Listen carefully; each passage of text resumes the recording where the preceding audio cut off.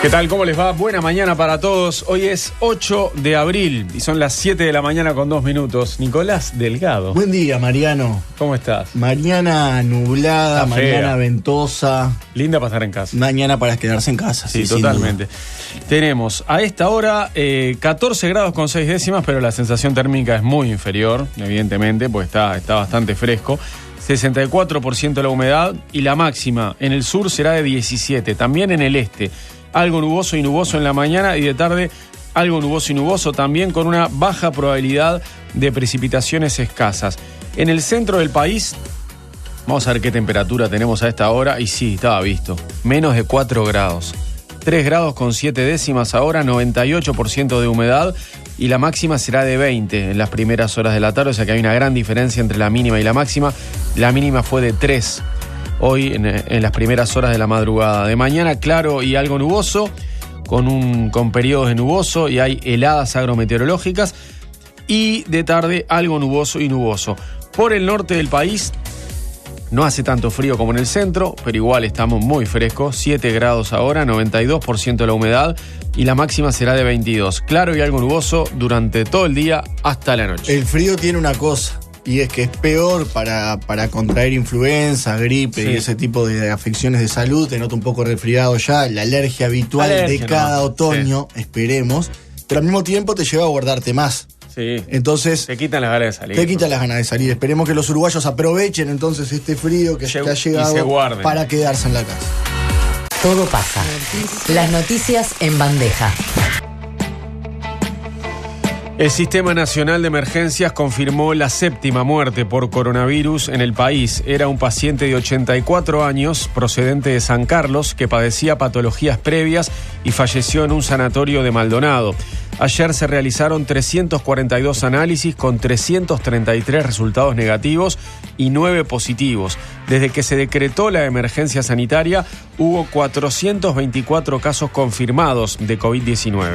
Un hombre que se había fugado del hospital Vilar de Bo fue detenido anoche en la terminal de ómnibus de Rocha y ocurre cuando un sector de ese nosocomio fue puesto en cuarentena tras detectarse un caso positivo de COVID-19. Las autoridades del SINAE activaron la búsqueda de todas las personas que pudieron estar en contacto con el fugado y se sabe que este se comunicó con personal de la terminal y del área de control de vehículos. Las autoridades del gobierno presentaron un nuevo protocolo para que los médicos indiquen test de coronavirus de modo de garantizar el diagnóstico y la atención a todos los pacientes que así lo requieran. El anuncio se dio tras una reunión entre el secretario de Presidencia Álvaro Delgado, el ministro Daniel Salinas, integrantes del SMU, FEMI, la SAC y representantes de los prestadores privados de salud. El Poder Ejecutivo autorizó la llegada de un vuelo humanitario este jueves, mañana, para evacuar a pasajeros australianos y neozelandeses del crucero anclado de hace varios días frente a la costa de Montevideo. El canciller Ernesto Talvi dijo en su cuenta de Twitter que la operación es posible tras intensas conversaciones y estrechísima cooperación con el gobierno australiano. El expresidente ecuatoriano Rafael Correa fue condenado a 8 años de cárcel como autor del delito de cohecho agravado, por el que pierde además sus derechos políticos durante 25 años, según dictaminó un tribunal de la Corte Nacional de Justicia. El exmandatario, radicado en Bélgica, fue sentenciado en ausencia a 8 años de pena privativa de libertad junto a otras 17 personas por un caso de corrupción desatado durante su gobierno. Y un juez concedió el arresto domiciliario para el exfutbolista Ronaldinho Gaúcho y para su hermano tras el pago de una fianza conjunta de $1.600.000. Esto sucedió durante la revisión de medidas en el Palacio de Justicia paraguayo en el caso de uso de documentos falsos por el que están imputados. El juez penal de garantías indicó que la medida se cumplirá en un hotel de Asunción y con vigilancia policial. Todo pasa, todo pasa, con Mariano López y Paula Barquet. Dos cosas quiero saber de Ronaldinho Gaúcho. Una.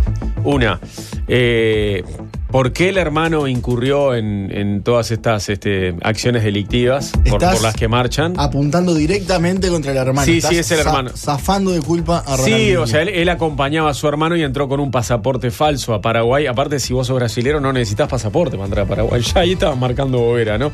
Pasaporte falso siendo Ronaldinho. Y detectaron después un montón de irregularidades en las que está vinculado su hermano. Pasa que como él entró con el hermano con pasaporte falso, marchó. Primero me pregunto eso, ¿no? ¿Por qué el hermano tuvo que incurrir en todos esos delitos? Y segundo, ¿qué habrá hecho Ronaldinho con todo el dinero que ganó?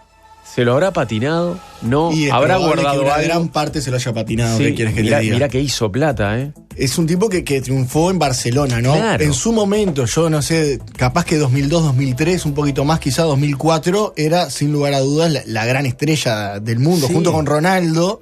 Pero en un momento brillaba solo y más que todos. Nadie jugaba como él. Pero aparte de que brilló en Europa, fue campeón del mundo con Brasil y en los últimos años de carrera, ahí como para terminar, campeón de la Copa Libertadores con Atlético Mineiro. O sea, no paró de hacer dinero hasta el final. Muy pocos jugadores en el mundo tienen Copa Libertadores. El Mundial de Selecciones. Creo que el único que lo tiene es Ronaldinho, que tiene esas copas. Sí, no sé si habrá ganado la Champions con algún equipo europeo. Con el Barça la puede haber ganado, pero Sí. creo que no, es la que le falta. por eso. Pero al menos, bueno, Libertadores, Copa América, Copa del Mundo. Imponente, claro, exacto. Sí, sí.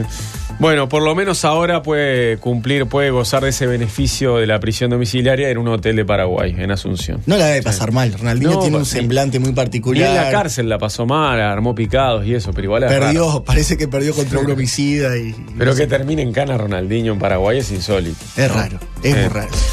Bueno, vamos a contarles qué tenemos hoy. Estaremos conversando en un rato con el empresario Nicolás Jodal, que ha sido, la verdad, en las últimas semanas, un baluarte en materia tecnológica para colaborar con el gobierno y con la sociedad uruguaya, ¿no? Con esa aplicación Coronavirus UI que se ha ido actualizando y que ya tiene una segunda versión. Además de hablar con Jodal, estaremos charlando más tarde con la actriz y comunicadora Noelia Campo, que nos va a contar en qué proyecto anda de teatro en casa, porque hay muchas actividades para disfrutar por internet en estas horas, y muchos artistas que están haciendo lo suyo desde su hogar, ¿no? En el marco de esta cuarentena y bueno, sin dejar de hacer lo que aman, ¿no? En el caso de Noelia, su gran pasión, la actuación, la sigue desarrollando desde su casa, ella y otro colectivo, ¿verdad?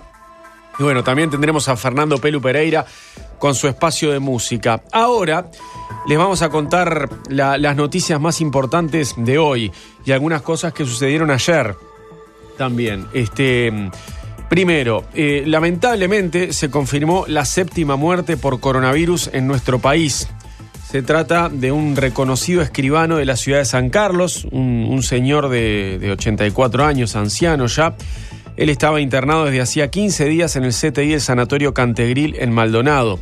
Según informó Telemundo, el hombre se habría contagiado por su hija, que estuvo en contacto con una persona que también dio positivo al virus. Ella después estuvo con su papá y luego de estar con su papá fue que se hizo el test y dio positivo. La hija del hombre dejó de tener contacto con su familia al presentar los síntomas, pero previamente sí había tenido contacto con su padre. El hombre empezó a tener problemas respiratorios y estuvo unos días internado en su casa, pero finalmente debió ser trasladado al Cantegril para recibir cuidados intensivos. El fallecido tenía patologías cardíacas previas y es el 7º muerto como consecuencia de la COVID-19 en nuestro país. El SINAE ayer también actualizó los datos, como siempre, como todos los días. Divulgó de noche el informe sobre el estado de situación de la propagación del coronavirus en Uruguay. Durante la jornada de ayer se hicieron 342 test con 333 resultados negativos y 9 positivos. Desde el pasado 13 de marzo, cuando se detectaron los primeros 4 casos y se declaró la emergencia sanitaria, se realizaron 5.727 test con 5.303 resultados negativos y 424 positivos. A ver, lo estamos diciendo todos los días, estos 424 no quiere decir que hoy tengamos 424 focos infecciosos, porque hay que restarle a los fallecidos y a los curados. Hoy los pacientes recuperados son 150 y además hay 7 personas que lamentablemente fallecieron.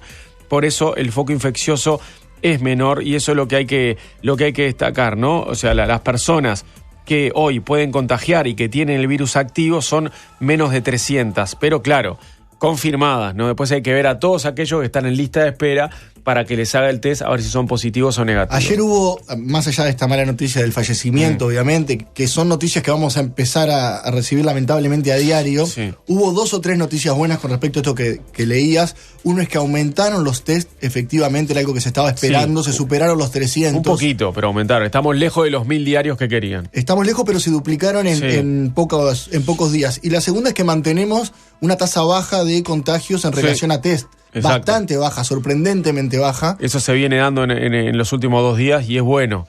A ver, se da en 2 días en los que tampoco hubo una cantidad imponente de test. La realidad la veremos cuando se logren hacer entre 900 y 1000 por día. Es cierto. Pero igual es baja la tasa, que es importante, como decíamos. Igual el gobierno sigue sin hablar de tendencia, ¿no? Eso no vamos a hablar de tendencia por ahora. Han sido muy mesurados a la hora de dar mensajes de optimismo, digamos, sobre todo porque quieren reafirmar la idea de que la gente no afloje y no salga de su casa. Claro.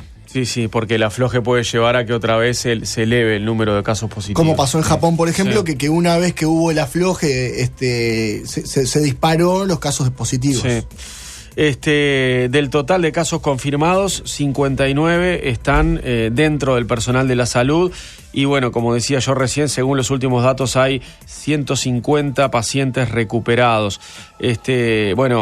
Hay algo importante, ¿no? Son 14 los pacientes que continúan en cuidados intensivos, hay 14 en CTI, algunos de ellos muy graves, 4 en cuidados intermedios. Además, bueno, como yo les decía recién, el gobierno lamentablemente informó el fallecimiento de una 7ª víctima, ¿no? Este hombre de 84 años. Los departamentos con casos confirmados siguen siendo los mismos: Canelones, Colonia, Flores, La Valleja, Maldonado, Montevideo, Paysandú, Río Negro, Rivera, Rocha, Salto y Soriano. Sí, después vamos a hablar un poco del tema de Rocha, porque las 2 personas que estaban contagiadas en Rocha, que habían llegado desde Montevideo, una luego de recibir el diagnóstico, la otra lo recibió ya en el departamento de Rocha, fueron dadas de alta. Hay que ver qué pasa ahora con este paciente que se fugó del Vilar de Bo y que anoche llegó a la terminal de ómnibus de Rocha. Si efectivamente allí hubo contagios, claro. Porque sería una pena increíble. enorme. Cuando Rocha había quedado sin casos activos, este hombre fuga y se va para el este y desembarca en Rocha. Y en un ómnibus, ¿no? Sí, todo mal. Sí, claro, es bastante riesgoso. Y se va, ese ómnibus lo vamos a contar en un ratito, pero iba y llegó a La Pedrera y La Paloma, que son balnearios donde si no se ataja a tiempo, si no se contacta a tiempo a las personas que iban en ese ómnibus, se puede generar allí un derrame del virus.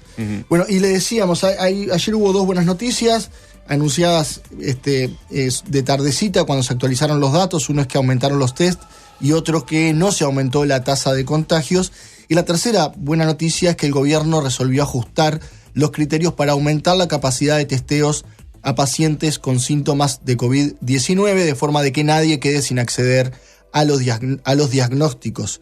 De esta manera, el gobierno busca responder a un reclamo del Sindicato Médico del Uruguay que exigía directivas claras para que se realizaran más test y de esa manera poder avanzar en el diagnóstico de los pacientes. Es cierto también que no fue solo el Sindicato Médico que exigía mayor cantidad de test para avanzar en el diagnóstico, pero sí fue el gremio que tomó la bandera, ¿no? Totalmente. Era quienes machacaban todos los días con la necesidad de aunar criterios porque decían que una mutualista difería de otra y que daba la libre interpretación del médico interviniente si se realizaba un test o no. Y eso dependía de cuántos síntomas presentaba la persona y otros factores, como por ejemplo si estuvo en contacto o no con una persona contagiada, o si viajó a una zona en la que el virus ya circulaba de forma comunitaria.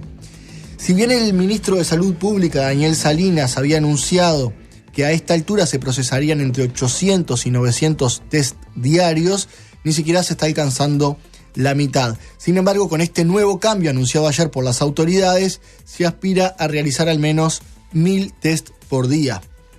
Las autoridades de Presidencia y del Ministerio de Salud se reunieron ayer con los integrantes del Sindicato Médico del Uruguay, la Federación Médica del Interior, FEMI, el Sindicato Anestésico Quirúrgico y representantes de los prestadores privados de salud para aunar criterios en la redefinición de los protocolos a aplicar. Los prestadores de salud informaron al país que hoy, por temor a quedarse sin stock de test, muchas veces no se testea a los pacientes con cuadros leves que están en cuarentena en sus casas, que representan el 80%, y sí se aplican a aquellos enfermos con alguna complicación, que son el 15%, o a los más graves, que son el 5%. Entonces, de cada 10 que llaman con cuadros que podrían ser COVID-19, hoy los prestadores de salud están haciéndole el test a solo 2. 8 quedan sin realizarse esos test. Y anoche un grupo de asesores del Ministerio de Salud Pública, integrado por médicos, infectólogos y epidemiólogos, afinaba los cambios que fueron propuestos en la mañana por el gobierno en acuerdo con los gremios de médicos y los prestadores de salud. El secretario de Presidencia, Álvaro Delgado, anunció en la mañana de ayer en Torre Ejecutiva que el gobierno realizó compras centralizadas de reactivos, kits de protección para personal de la salud y de respiradores y monitores. Y además, en cuanto al aumento de la capacidad de test, anunció que aquellos que necesiten el testeo van a ser testeados. Va a haber un vuelo médico que va a evacuar a más de 100 australianos y neozelandeses del Este es Ernesto Talvi, está hablando, lo escucharemos en instantes nada más. Lo que vos decías es lo que vos presentabas, es lo que dijo el secretario de la Presidencia, claro, más temprano, ¿no? Porque ayer habló Delgado, secretario de Presidencia, y habló Talvi de tardecita sobre la repatriación de los uruguayos. Delgado entonces se refería a que todos los que van a pedir el test para saber si tienen o no coronavirus lo van a recibir. Es un protocolo que tiene Salud Pública redactado, que va a estar validado por un grupo de expertos, pero además con el aporte de los médicos y las instituciones mutuales y de las emergencias móviles para determinar en qué condiciones el médico determina o genera le prescribe la receta necesaria o determina que se puedan hacer un test correspondiente para ver si hay coronavirus o COVID positivo. Podía haber interpretaciones diversas, se podía dejar a la libertad técnica de cada profesional. En este caso todos, incluso los profesionales dijeron preferimos tener el respaldo ante una emergencia sanitaria, determinar exactamente, porque no es a todo el mundo, es aquellos que generen las condiciones o sea necesario hacerlo. Y entonces establecer el blanco sobre negro para que el médico tratante de la institución o de la emergencia médica correspondiente, bajo este protocolo y en estas condiciones, determine hacerle el test al paciente que corresponda. Y eso, el compromiso de las instituciones, que en todos los casos que el médico lo determine se haga, públicas y privadas, y el gobierno colaborando para hacerlo posible. ¿Cuáles son esas condiciones que se tienen que cumplir para que el médico prescriba el test? Y después otra pregunta, usted hablaba de que va a haber disponibilidad en todos los prestadores, tanto públicos como privados. ¿Hasta ahora eso no se estaba garantizando? No, yo dije que va a haber un clearing, porque es muy fluctuante el tema. En algunos casos hay importaciones que están viniendo, en otros casos hay importaciones que ya vinieron. Entonces, algunas instituciones médicas tienen sobrestock, otra quizá le falta puntualmente algún día. Bueno, hay la buena voluntad de todas hacer un clearing para que todas tengan disponibilidad y certeza de atender a todos y hacerle los test a todo aquel que lo necesita. Hay algunos que reclamaban, bueno, ¿por qué tanto las mutualistas privadas tienen tantos casos positivos y por qué en ACE hay tan pocos negativos? Y planteaban la suspicacia de que quizás sea porque ACE no estaba bancando, no estaba costeando los test y los médicos no lo estaban prescribiendo. De alguna manera lo que busca el gobierno es decir, vamos a universalizar lo más posible los test, obviamente, no como decía Delgado, no todo el que lo quiera lo va a tener, pero sí al menos aquellos bajo criterios comunes, ¿no? Que es lo que está faltando. Claro. De esa conferencia de prensa ayer por la mañana en Torre Ejecutiva también participó el presidente del Sindicato Médico del Uruguay, Gustavo Greco, que celebró la decisión de elaborar un nuevo protocolo con directivas claras, como estaba exigiendo el gremio. Puede haber matices, probablemente secundarios a los espacios de comunicación o de interacción, y porque todo esto es tan vertiginoso que puede dar lugar a malinterpretaciones, que no las hay. Nosotros queremos dejar constancia de esto. Estamos en absoluta disposición al trabajo mancomunado por el bienestar de la sociedad. De este ámbito de hoy, que fue muy bueno, poder llegar en la dinámica de estos procesos a tener resultados concretos que mejoren la asistencia, que aseguren a cada uruguayo y a cada uruguayo la disponibilidad del test independientemente del prestador y del lugar de la República donde vivan, asegurando toda la logística, los criterios, estableciendo criterios comunes para uno como para otro. Bueno, eso iguala derechos, facilita la asistencia, racionaliza recursos, porque los recursos son finitos y el esfuerzo que el país está haciendo en esto es enorme. Y de este trabajo, de esta mancomunión, de estos lineamientos, de estos ámbitos, las directivas claras y precisas que con el correspondiente respaldo académico tomen la dirección política del país, la conducción política del país, es lo que todos vamos a acatar. ¿En qué consistirán los cambios que están sobre la mesa? Bueno, los expertos están planteando la posibilidad de testear a todos los pacientes con síntomas, sobre todo a partir del 7º día de presentados los primeros síntomas. Y este también es una cuestión que tienen que afinar y que tendrán que ponerse de acuerdo si se lo realizan apenas tienen los síntomas o una semana después si es que perduran, porque representantes de las mutualistas están pidiendo hacerlo a partir del 7º día para evitar una mayor cantidad de falsos negativos que se producen si los tests se aplican antes. Este es todo un tema también en el que se tendrán que poner de acuerdo el gobierno, los prestadores de salud y los gremios de médicos. Eso de las primeras muestras negativas ya se dio bastante, incluso con uno de los fallecidos. Una de las personas que murió, que era un hombre que había estado en el casamiento de Carrasco, se lo hizo por primera vez y le dio negativo a él y positivo a su esposa. Luego él se lo hizo de vuelta a la semana siguiente y ahí le dio positivo. Por eso es complejo el tema, ¿no? No es tan fácil como le hacemos el test al que tiene gripe y goteo nasal o tos, quiero decir, y goteo nasal. No es tan fácil, hay que empezar a hilar fino y ese es el trabajo que estaban haciendo anoche los especialistas y que continuarán hoy. Lo último, el observador destaca hoy que Salud Pública se hará cargo del costo de los test a través del Fondo Nacional de Salud, de FONASA, para que tanto los prestadores y usuarios accedan gratuitamente al diagnóstico. Bien. O sea que va a correr a cuenta del gobierno y esto fue un pedido explícito del presidente Luis Lacalle Pou. Y el sindicato médico también está elaborando un protocolo para merenderos y ollas populares contra el coronavirus, por supuesto, ¿no? La iniciativa se debe a las decenas de consultas que realizaron al Sindicato Médico del Uruguay diferentes iniciativas sociales. El protocolo busca extremar los cuidados para evitar el posible contagio de este nuevo coronavirus COVID-19 y, entre otras cosas, exige que las personas que cocinen deben tener el equipo de protección completo y esto incluye guantes, tapabocas, mamelucos o sobretúnicas y gorro. Según explicó Federico Preve a Canal 10, Federico Preve es del Sindicato Médico, también es necesario que laven asiduamente sus manos con agua y jabón durante 20 segundos. Asimismo, Preve explicó que es necesario que no se compartan los utensilios de cocina y que las personas que van a buscar alimentos respeten la distancia de 1 metro entre cada una, 1 metro o 1,5 metros para asegurarse.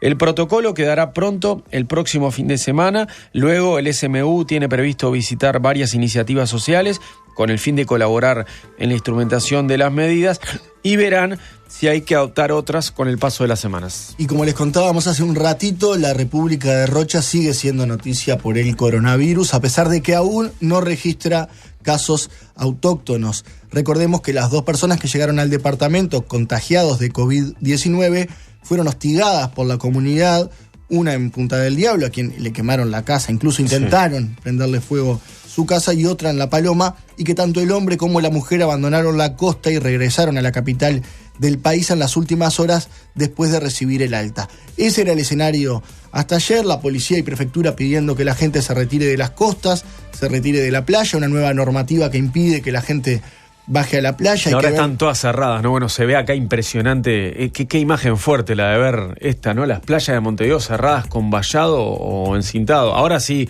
si te metes en la playa, ya hay ahí una falta, ¿verdad? Porque estás saltando una valla, digamos, o te estás tirando un muro para abajo.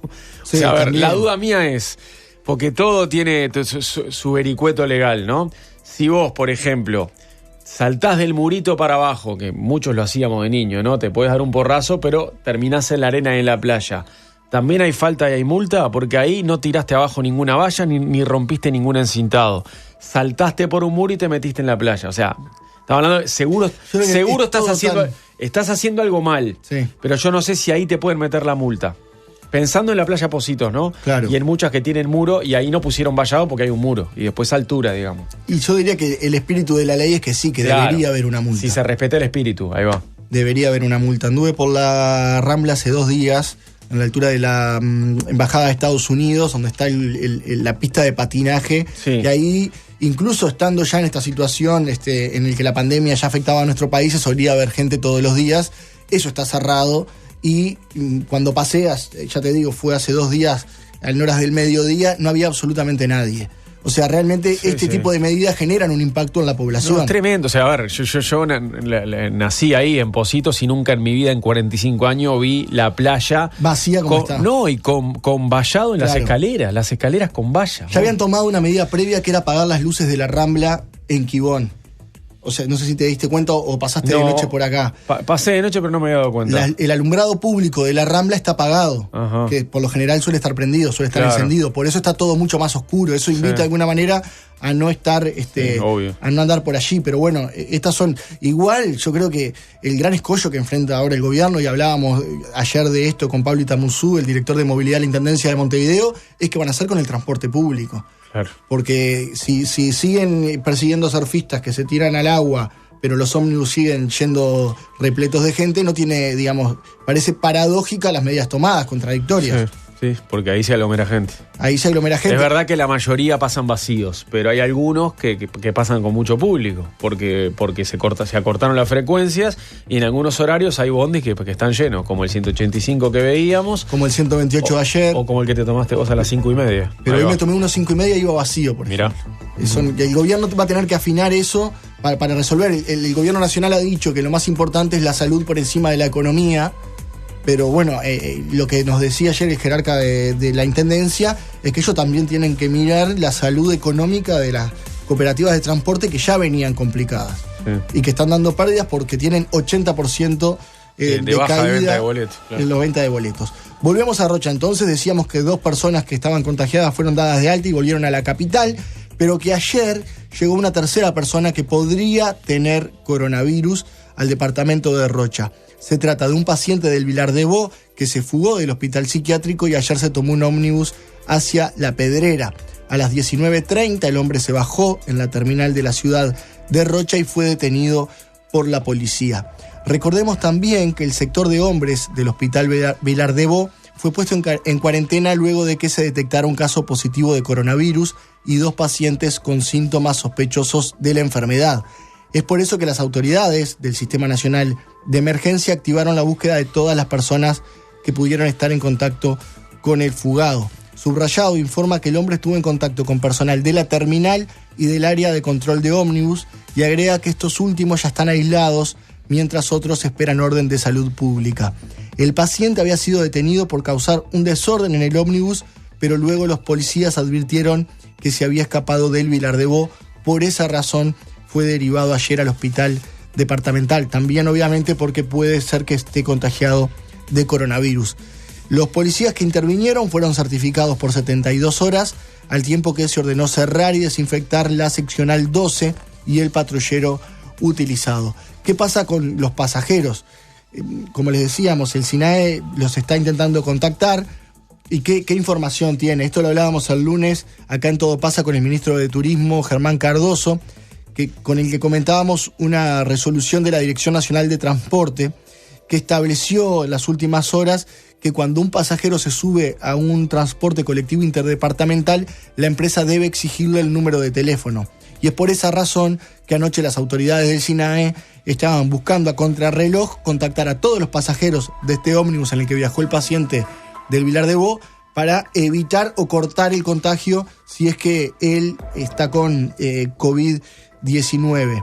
El ómnibus tenía como destino final La Pedrera, por lo que luego de parar en Rocha, donde se bajó el paciente, el coche se dirigió a La Paloma y efectivamente llegó al destino final. En las próximas horas sabremos si está contagiado, efectivamente, y si está contagiado, si hay más contagios en el departamento.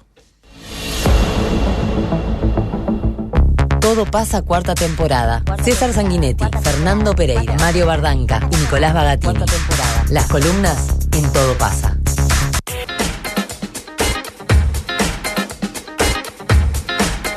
Siete 7:36 de la mañana en todo el país. Vamos a hablar un poco de ese vuelo humanitario que vendrá desde Oceanía para llevarse a turistas australianos y neozelandeses a sus países de origen.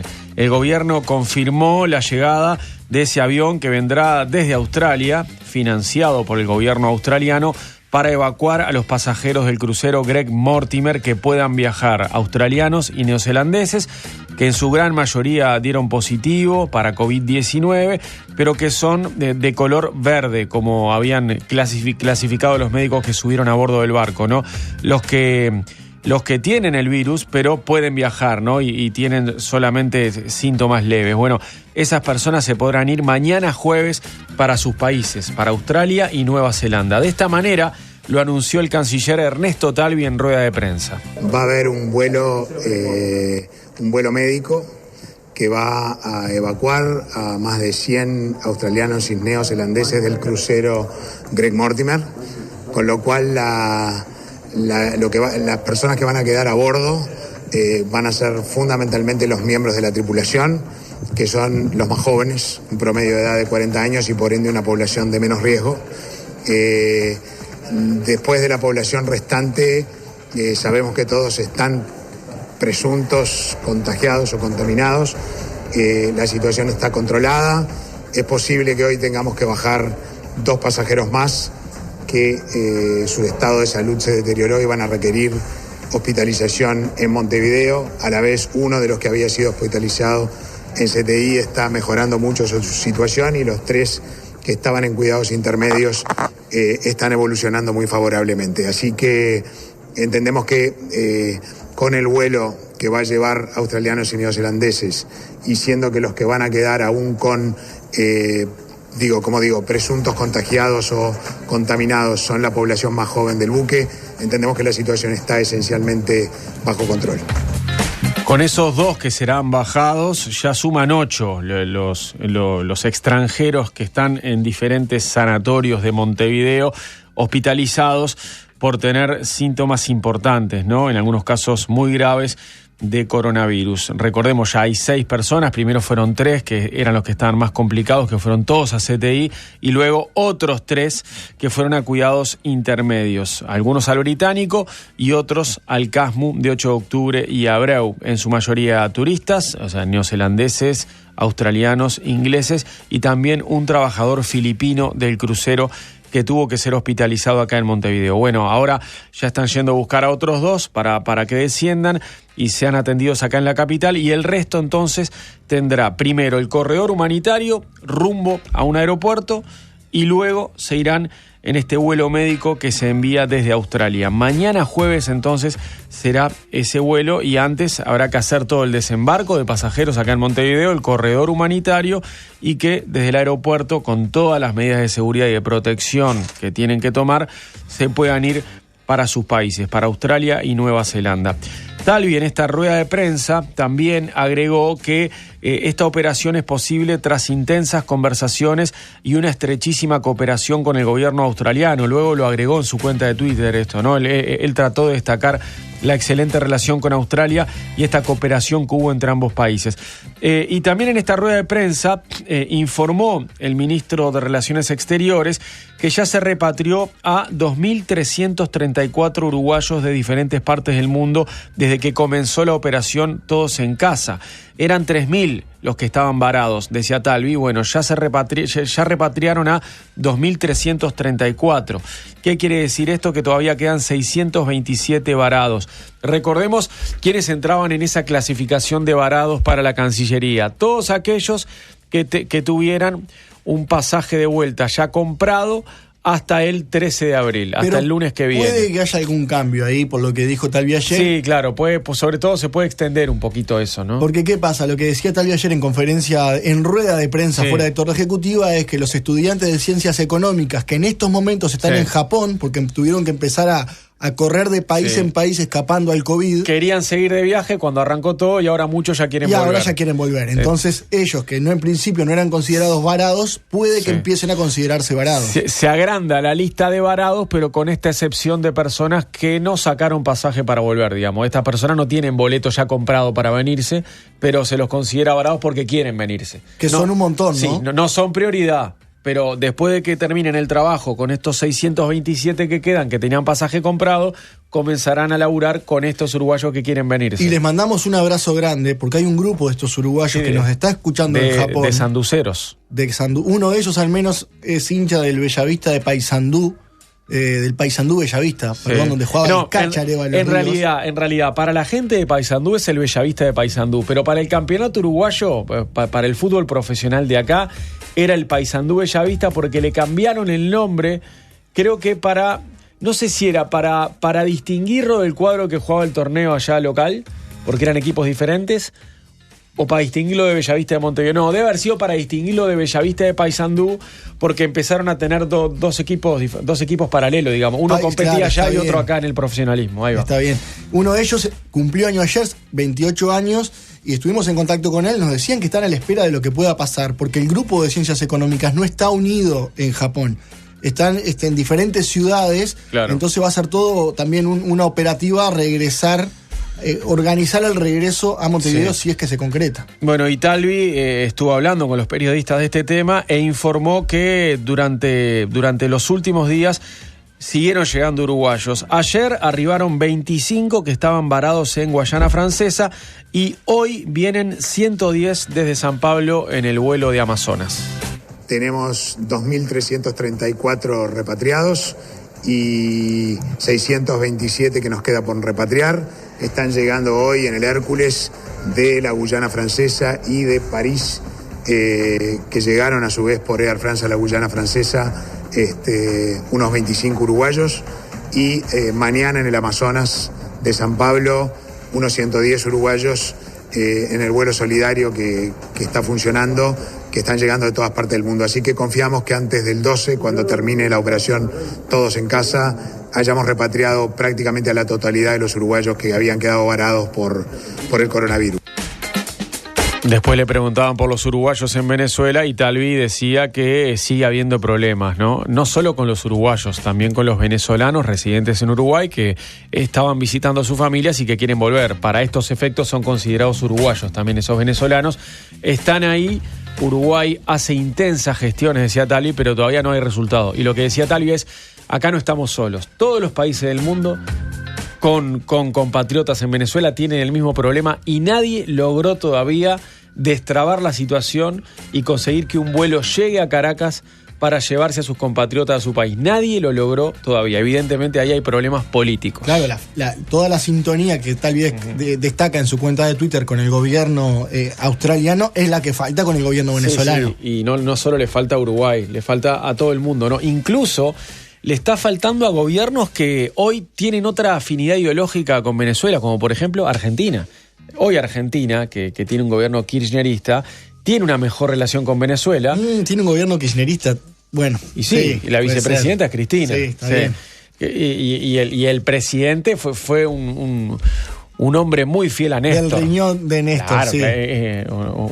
Es una tercera era ya está bien, del kirchnerismo. Pero ¿no? Alberto Fernández era un delfín de Néstor Kirchner. Sí, claro. Bueno, este gobierno argentino que se lleva mejor con Venezuela de lo que se llevaba Macri, tampoco pudo repatriar argentinos de Venezuela todavía. Y mientras Maduro dice que viajó al futuro y sigue viajando al futuro y trayendo información desde el más allá en sus presentaciones públicas. Hermoso. Les contamos ahora algo del Ministerio de Desarrollo Social. El MIDES informó que la gran mayoría de las personas en situación de calle que integran el grupo de población de riesgo están ya en refugios. El ministerio dispuso refugios alternativos donde son atendidas las personas, por ejemplo en Cafo, en el Estadio Centenario, ahí hay 28 personas, en el Palacio Peñarol 50, 70 en el Hotel Urban Express, ese hotel que se ubica en el centro de Montevideo, y hay 20 mujeres en el Club Nacional de Fútbol. También se convirtieron 4 centros que eran diurnos en centros 24 horas, donde hay 87 personas.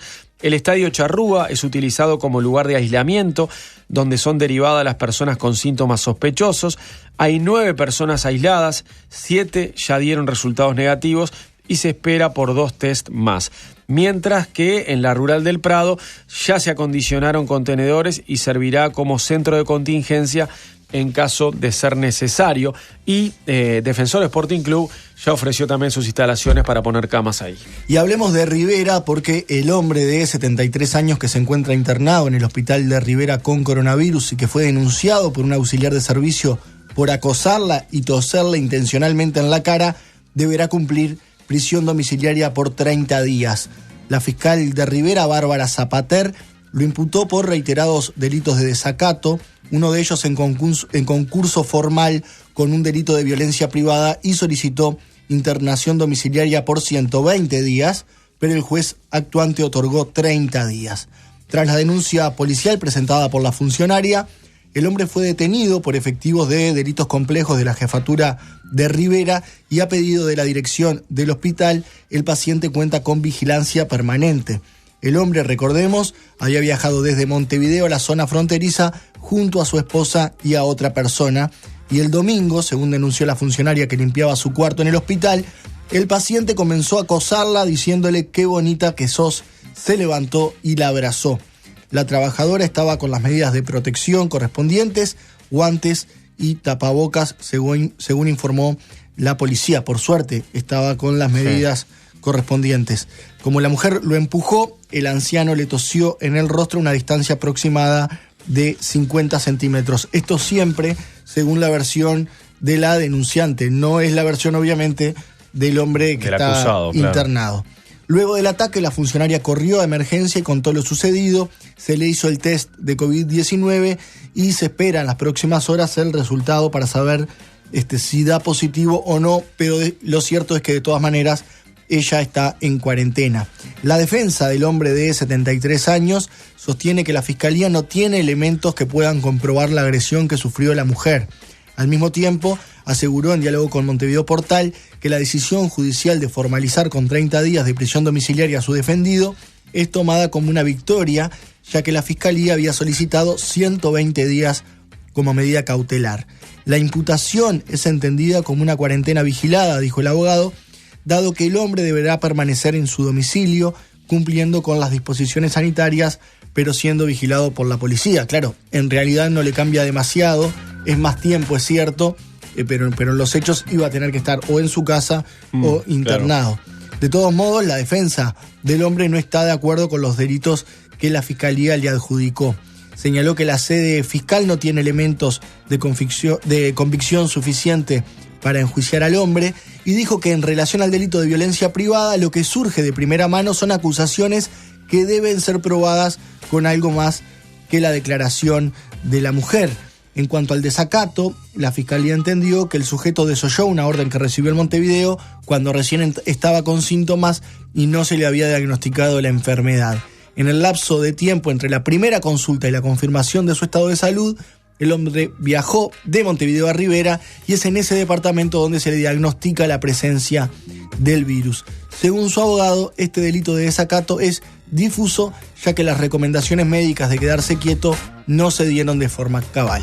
Y en otro orden les contamos que unos 26 funcionarios del Hospital Maciel se encuentran en cuarentena y a la espera del resultado del test de coronavirus tras un error de protocolo con un paciente que dio positivo a COVID-19. Silvia Machado, del sindicato del Hospital Maciel, explicó que el paciente fue ingresado el pasado sábado a la puerta de la emergencia. En primera instancia lo habían aislado, pero luego le sacaron el aislamiento y lo ingresaron a sala. se le hizo el test de COVID que ayer dio positivo, dijo Machado a los colegas de Montevideo Portal. Y agregó, lo que estamos denunciando nosotros es la falla de protocolos de prevención y de la atención de este tipo de pacientes, indicó. ¿Por qué? Hoy por hoy, con este resultado, tenemos 26 funcionarios en cuarentena, 15 que tuvieron contacto de forma directa con esta persona y 11 de forma indirecta a los que se les está realizando el test. El Maciel cuenta con una plaza de 20 camas para pacientes de COVID, a lo que se suman 6 camas de CTI. Es un área sumamente preparada, de un equipo multidisciplinario, explicó la vocera del gremio y agregó, entendemos que aquí hubo una falla por parte del personal multidisciplinario que atiende este tipo de pacientes. Le queremos mandar un beso a Paula Barquet, que hoy se tomó libre, y otro a Delmira Infante, que está trabajando desde casa. El saludo. De 7 a 10, todo pasa. Tiempo pasa. El tiempo pasa. Todo pasa. Tenemos 15 grados en Montevideo y la zona metropolitana, 61% de humedad. La máxima será de 17 grados en las primeras horas de la tarde. También la temperatura será similar en el este. Algo nuboso y nuboso de mañana, de tarde algo nuboso y nuboso con una baja probabilidad de precipitaciones escasas. O sea que si llueve serán unas gotitas nada más. En el centro de Uruguay tenemos ahora 4 grados, 98% de humedad, una temperatura de invierno, pero levanta en las primeras horas de la tarde. Llegará a 20 grados, claro y algo nuboso, con periodos de nuboso y heladas agrometeorológicas, y bueno, de tarde algo nuboso y nuboso. Por el norte, así está el día. 7 grados ahora, 92% la humedad, la temperatura máxima será de 22. De mañana claro y algo nuboso con neblinas y de tarde claro y algo nuboso ya sin niebla. Estos minutos en Todo Pasa los presentó MAM, Mercado Agrícola de Montevideo. Un espectáculo para tus sentidos. Todo pasa. Todo pasa. Los leemos en el 093-6051, en todopasa@oceano.uy y en nuestras redes, Todo Pasa Océano en Twitter, Instagram y Facebook. El presidente de CUTSA, Juan Salgado, pidió no generar pánico por algunas situaciones puntuales de algunas líneas que se han visto desbordadas de pasajeros en Montevideo. Salgado aseguró que desde el día que se decretó la emergencia sanitaria vienen trabajando en coordinación con la Intendencia y con el Ministerio de Transporte y Obras Públicas y también con personal de la empresa, ¿no?, que está realizando un monitoreo constante en las principales arterias de Montevideo para saber cómo se brinda el servicio. Luego, al finalizar cada jornada, se hace un cruzamiento de datos con la comuna capitalina y se efectúan las correcciones diarias. En diálogo con Canal 10, el presidente de CUTSA aseguró que durante esta semana de turismo el servicio a disposición es el doble de los pasajeros que hay que trasladar y pidió no generar miedo. En toda esta situación que estamos trabajando desde el primer día y que venimos trabajando con muchas presiones y continuamente, en el caso del transporte, corrigiendo día a día y varias veces al día, en algunos casos, lo que es el servicio de transporte. Todo lo que se hace en coordinación, tanto con la Intendencia Municipal de Montevideo como con el Ministerio de Transporte. Hemos estado controlando todos los días y tenemos gente exclusivamente controlando en las distintas arterias de Montevideo cómo se brinda el servicio que está estipulado y que está acordado con las autoridades. También lo hace la Intendencia de Montevideo y cuando termina el día y finaliza el día, cruzamos los datos para ver dónde de alguna manera hay que corregir o dónde se tiene que mejorar o dónde hay servicio de más que hay que correrlo para otro lugar.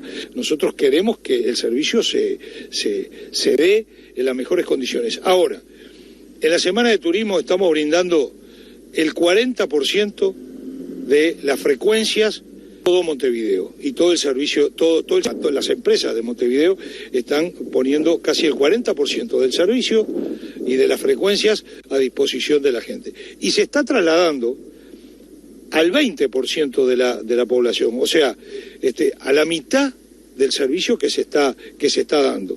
Por lo tanto, yo vuelvo a reafirmar que la particularidad de alguna salida en algún lugar de Montevideo no termine generalizándonos y creándonos un pánico que realmente no existe. Bueno, un poco de pánico da subirse un ómnibus lleno, ¿no? Más cuando uno no le queda otra alternativa. Pero entiendo que es súper complejo quizá corregir esto y que haya un equilibrio entre la cantidad de frecuencias y la cantidad de pasajeros. Cuando están llenos, que son pocos casos, rompe los ojos porque es el único momento de aglomeración que se da hoy, ¿no? La gente está siendo bastante responsable, se toma distancia, no hay aglomeraciones. Hay un exhorto que la mayoría de la población lo respeta, pero en el bondi a determinada hora se da que va lleno. Sí, yo ayer me olvidé de preguntarle a Itamuzú, ¿no? Son pocos, pero algunos hay. Si las 5:30 de la mañana era una hora pico, es una hora pico, que es porque a esa hora indudablemente mucha gente viene a trabajar desde el oeste o el norte de Montevideo hacia Pocitos o hacia la costa, que es estas líneas que comentábamos ayer, 128, 104, que a esa hora al menos están viniendo con bastante gente. Y hablemos ahora de una reunión bien particular que hubo ayer en Torre Ejecutiva, porque el presidente de la República, Luis Lacalle Pou, recibió a Victoria Bustillo. ¿Tienes a Victoria Bustillo, Mariano? La niña que ofreció todos sus ahorros para ganarle al coronavirus. No solo ofreció, sino que los dio efectivamente. Sí, se los dio. Se trata de una niña de 8 años que le había escrito una carta al presidente para realizar una donación para ayudar para que el virus se vaya. Eso había escrito ella en una carta. Junto a la niña llegaron a la Torre Ejecutiva sus padres y otro familiar. La niña donó 170 pesos, por lo que le dieron un recibo del Sistema Nacional de Emergencias, corroborando, digamos, esa donación que seguramente será guardado en el baúl ese donde están los mejores recuerdos de la infancia. No todos tenemos un recibo firmado por el SINAE y la foto con el presidente. Eso, ¿no? La foto en Torre Ejecutiva con el presidente. ¿Cuántos niños ahora van a querer hacer lo mismo, no? El ofrecimiento, para conocer al presidente y la Casa de Gobierno. Sí. Vamos a ver qué hace la calle. El ofrecimiento lo realizó a través de una carta dirigida al presidente, escrita directamente de su puño y letra, según indicó su hermana Verónica, a través de su cuenta de Twitter. Y la carta que decía: hola, señor presidente. Luis, en estos días he estudiado las tablas y he hecho muchas cuentas. Por cada tabla bien aprendida me ganaba 5 pesos y por las cuentas 2 pesos. Junté muchas monedas y quiero regalárselas para ayudar para que el virus se vaya. Esto es lo que decía la niña en su carta, que logró juntar 120 pesos. O sea, se mandó un montón de cuentas y aprendió un montón de tablas. Mi nombre es Victoria Bustillo, tengo 8 años, te quiero ayudar. La carta, junto con una foto de sus ahorros, fue publicada por su hermana en un tuit dirigido al presidente, y luego Lacalle Pou le contestó: hola Verónica, gracias por hacerme llegar este mensaje, qué buen gesto y aporte de Victoria, qué lindo que tan joven ya quiera aportar a la sociedad. Decile que nos genera mucho orgullo, me gustaría poder hablar con ella. El presidente no se quedó ahí en esa respuesta por Twitter, sino que la llamó por teléfono unas horas más tarde, lo que quedó registrado en un video que fue difundido por el edil blanco de Montevideo, Diego Rodríguez, y ayer finalmente se concretó la reunión entre la niña, sus familiares y Lacalle Pou en Torre Ejecutiva. Muy rápido, ¿no? Yo escuché la charla telefónica de Lacalle Pou con ella y le dijo, bueno, te invito, ahora después, en un tiempo, no sé. Uno tenía la sensación de que Lacalle Pou le estaba diciendo, cuando todo esto termine, que cuando se acabe este desastre, esta emergencia sanitaria, porque estamos en emergencia sanitaria hoy, ¿no? Y se recomienda cuarentena o aislamiento social. Se recomienda, no es obligatoria. Y yo dije, cuando se acabe todo esto, la niña va a ir a conocer la Torre Ejecutiva. Sin embargo, o sea, seguimos en emergencia sanitaria, sigue la recomendación de aislamiento social y ya fue ayer con sus padres a Casa de Gobierno. La pregunta que queda flotando en el aire y que muchos la hicieron de 1000 maneras diferentes en Twitter y en otras redes sociales es ¿cuál fue el mensaje que mandó ayer Lacalle? Hasta ahora el mensaje había sido clarísimo en cada aparición: no salgan de sus casas. El asunto dentro de lo posible. Dentro de lo posible. Recordemos que no hay cuarentena general obligatoria. A no ser que tengan que ir a trabajar, ir al supermercado o a una farmacia. O acompañar a una persona dependiente. Sí, a no ser en casos excepcionales, quédense dentro de su casa. El asunto es que ayer la niña, los padres y una familiar además fueron hasta Torre Ejecutiva, y la pregunta que queda es si había una razón de necesidad, si era necesario que ellos fueran hacia Torre Ejecutiva, porque el mensaje que se parece estar dando es, bueno, si me donó esto, que venga y nos reunimos. O sea, otras reuniones parecen ser sumamente importantes y no pueden salvarse con una videoconferencia. Algunas sí se están haciendo por videoconferencia, por Zoom, por otras aplicaciones, pero ayer, por ejemplo, la reunión con las mutualistas, los prestadores de salud y los sindicatos de médicos en Torre Ejecutiva fue presencial, todos fueron hasta allí, sí. Era crucial. Claro, ahora uno se pregunta, ¿esta reunión con la niña, los padres y un familiar era necesaria? Yo te voy a ir más allá con el tema de las medidas, ¿no? Y las recomendaciones del gobierno. Está claro que hay un exhorto a hacer un aislamiento social y a no aglomerarse, pero nadie del gobierno salió a rechazar o a contradecir lo que dijo Salinas, eso de que salir a caminar 20 minutos o 30 minutos por día es saludable. Nadie lo contradijo a Salinas públicamente. ¿Qué quiere decir? Que no están en contra de eso tampoco. O sea que a todo lo que yo te sumaba, que es lo imprescindible, ir a trabajar, ir a la farmacia, ir al supermercado, acompañar a una persona dependiente, también se puede sumar esa caminata diaria de 20 minutos que sigue siendo recomendada por el ministro de Salud. No es que el ministro lo dijo un día y después se desdijo y no lo repitió. Él, si se lo preguntás hoy, te va a seguir diciendo pero nadie más se lo que es preguntó. Algo saludable. Nadie más se lo preguntó. También es cierto que el gobierno... nadie salió a contradecirlo. Sí, también es cierto que... Porque si no estaríamos en cuarentena obligatoria. Es cierto, pero la calle, recuerda, tú mismo lo destacaste acá, en una conferencia de prensa en la que participó Salinas, estaba presente Salinas y casi que no lo dejó hablar. Sí. Inmediatamente después de esa conferencia. Pero, o sea, indudablemente que ahí hubo un ajuste del gobierno de no enviemos este mensaje, enviemos este otro, el de no salir de la casa. Sí, pero le preguntaban por otros temas, sobre todo. A ver, yo vi 2 conferencias en las que le preguntaban a Salinas por otros temas y respondían. En una respondió la calle Pou en lugar de Salinas, que dijo, esa la respondo yo. Y en otra Delgado, que dijo, en esa pregunta nombraste al gobierno nacional, así que la respondo yo. Pero después, la verdad, en cuanto a recomendaciones, tampoco es que lo contradijeron después a Salinas. Es cierto, no hecho, hubo un mensaje contrapuesto de no salgan a caminar. Exacto. De hecho, Salinas, después de aquella conferencia en la que fue cuestionado como irresponsable, en algunos casos como contradictorio, en una rueda de prensa fue consultado por el tema y le dijo al periodista, a ver, una cosa, yo sigo afirmando lo que dije, de que es saludable caminar 20 minutos por día. Es más, ¿usted vive en edificios? Sí. ¿Sube y baja por el ascensor? Sí. Bueno, es mucho peor subir en el ascensor con un vecino que salir a caminar 20 minutos por día.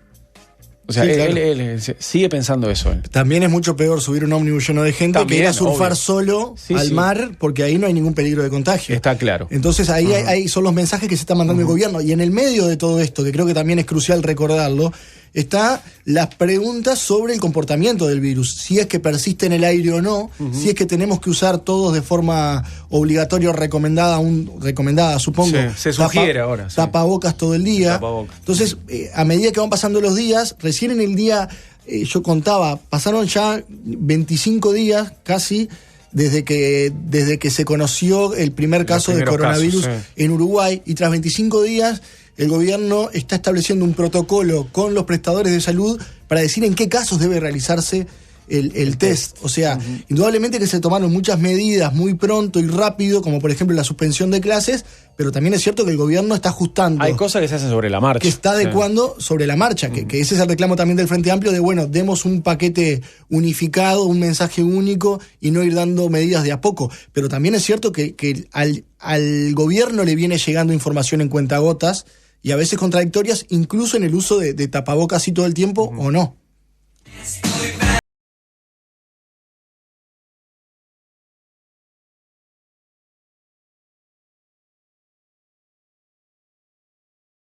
¿7 a 10?